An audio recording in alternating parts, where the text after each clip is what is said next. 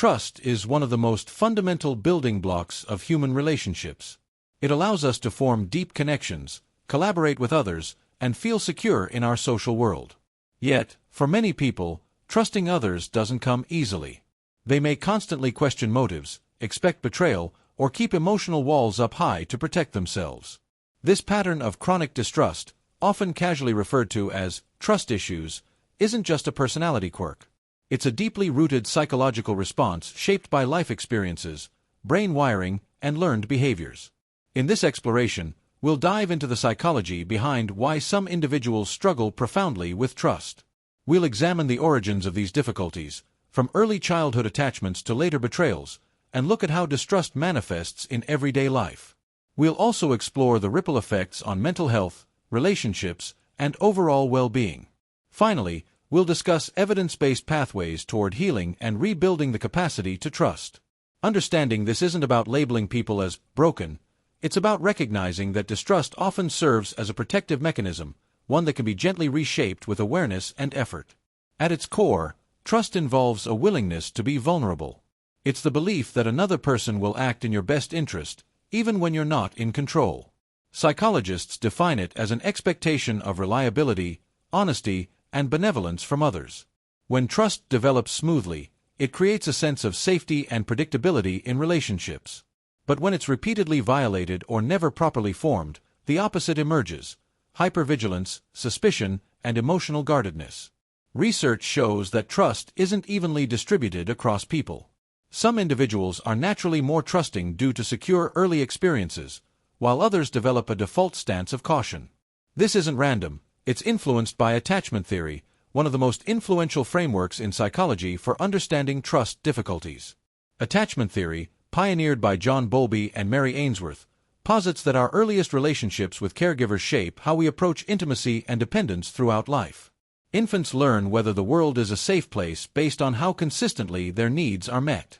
Secure attachment forms when caregivers are responsive and attuned, teaching the child that others can be relied upon. In contrast, inconsistent, neglectful, or abusive caregiving leads to insecure attachment styles: anxious, avoidant, or disorganized. People with anxious attachment often crave closeness but fear abandonment, leading them to cling tightly while simultaneously doubting their partner's commitment. Avoidant individuals, on the other hand, minimize emotional needs and push others away to avoid rejection. Disorganized attachment, frequently linked to trauma, involves a confusing mix of seeking and fearing closeness. These styles profoundly impact adult trust. Studies consistently show that insecurely attached individuals struggle more with trusting partners, friends, and even colleagues. For instance, those with avoidant attachment may interpret neutral actions as threats, assuming others will let them down. Anxious types might engage in excessive reassurance-seeking or jealousy, which can strain relationships further. Over time, this creates a self-fulfilling prophecy. Distrust pushes people away, reinforcing the belief that others can't be trusted. But attachment isn't the only root cause. Betrayal trauma theory, developed by Jennifer Freyd, explains how violations by those we depend on, especially in close relationships, can shatter trust in unique ways. Unlike stranger-perpetrated trauma, betrayal by a trusted figure creates a conflict. Acknowledging the harm might threaten the very attachment needed for survival or emotional support. This leads to dissociation, memory suppression, or minimized perception of the betrayal. Childhood examples abound. A parent who is emotionally unavailable, abusive, or unreliable teaches a child that dependence is dangerous. Adult betrayals, like infidelity, deception, or abandonment in romantic relationships, can reactivate these old wounds. Research on betrayal trauma reveals that such experiences correlate with higher levels of chronic distrust, even in unrelated contexts.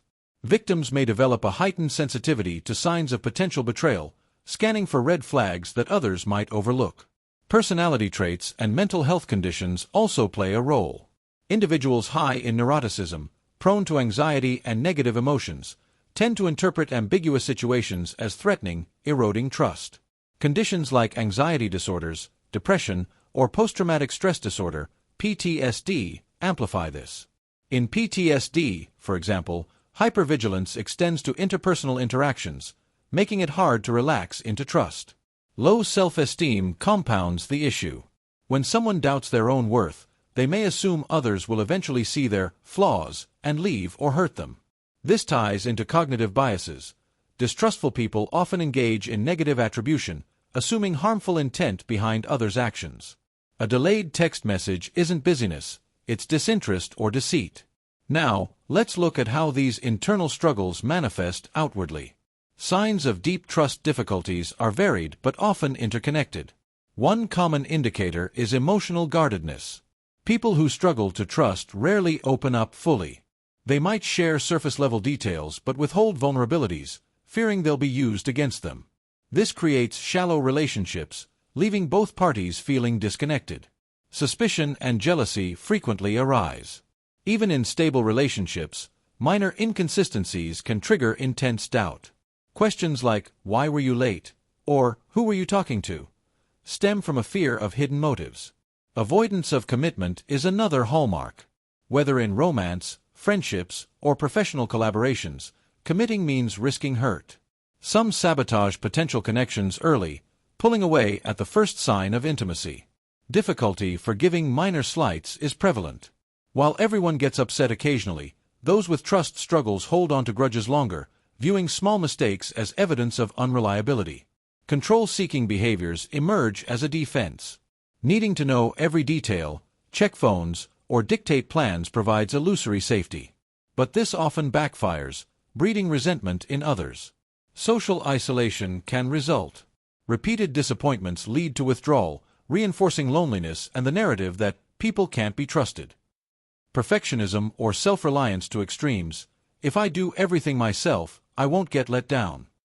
This might achieve short-term success but exhausts the individual and limits collaborative opportunities. These patterns aren't chosen consciously, they're adaptive responses to past pain. Yet, they come at a cost. The effects of chronic distrust are far-reaching. Relationally, it creates cycles of conflict. Partners feel accused or suffocated, leading to arguments or withdrawal. Over time, relationships erode or end, confirming the distrustful person's fears. Mentally, it fuels anxiety and depression. Constant vigilance is draining, like running a background security check on every interaction. Studies link low interpersonal trust to higher rates of loneliness, stress, and even physical health issues, as chronic suspicion activates the body's stress response. In romantic contexts, research shows distrust correlates with jealousy, psychological abuse, and even physical aggression in extreme cases. Anxiously attached individuals, fearing loss, may resort to controlling behaviors that harm the relationship. Professionally, distrust hinders teamwork and advancement. Delegating feels risky, leading to burnout or missed opportunities. Overall well-being suffers. Trust enables vulnerability, which fosters growth and joy. Without it, life feels guarded and limited. Despite these challenges, healing is possible. Rebuilding trust starts with self-awareness and compassion. First, reflect on origins. Journaling about past experiences, childhood dynamics, betrayals, helps identify patterns without self-judgment. Therapy, particularly approaches like emotionally focused therapy or trauma-informed care, provides a safe space to process this. Cognitive behavioral techniques challenge distorted thoughts. For example, examining evidence for and against suspicions reduces biased interpretations. Mindfulness practices cultivate present-moment awareness, interrupting hypervigilant scanning. Gradual exposure builds tolerance for vulnerability. Start small. Share a minor feeling with a safe person and notice the outcome. Positive experiences accumulate, rewiring expectations. Self-compassion is crucial. Distrust often stems from survival. Be kind to the protective parts of yourself. Building self-trust lays the foundation. Keeping promises to oneself boosts internal reliability, making external trust less daunting. In relationships, open communication is key. Express needs clearly. I struggle with trust because of past experiences. I'm working on it. Reliable partners can provide consistent reassurance without enabling avoidance. Set boundaries while risking openness. Healthy relationships involve mutual vulnerability, not one-sided exposure. Professional help accelerates progress. Therapists guide root cause exploration and skill building. For trauma, modalities like EMDR or somatic experiencing address embodied distrust. Research on trust games, economic experiments where participants decide how much to invest in others, shows that repeated positive interactions increase trusting behavior. Real life mirrors this. Consistent, benevolent actions from others heal old wounds. Famous studies underscore trust's malleability. Oxytocin research highlights how this hormone facilitates bonding, though effects are nuanced. Attachment interventions demonstrate that earned secure attachment is achievable in adulthood through corrective experiences. Ultimately, overcoming trust struggles isn't about becoming naively trusting. Discernment remains valuable. It's about expanding your window of tolerance for vulnerability, allowing deeper connections without losing safety. People who struggle to trust others carry invisible scars from a world that once felt unreliable. Their caution isn't weakness, it's wisdom born of pain.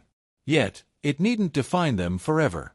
With understanding, effort, and support, trust can be rebuilt, one small risk at a time. This journey leads not just to better relationships, but to a richer, more authentic life. If you recognize yourself here, know that change is within reach. Healing trust opens doors to the intimacy and security we've all evolved to seek.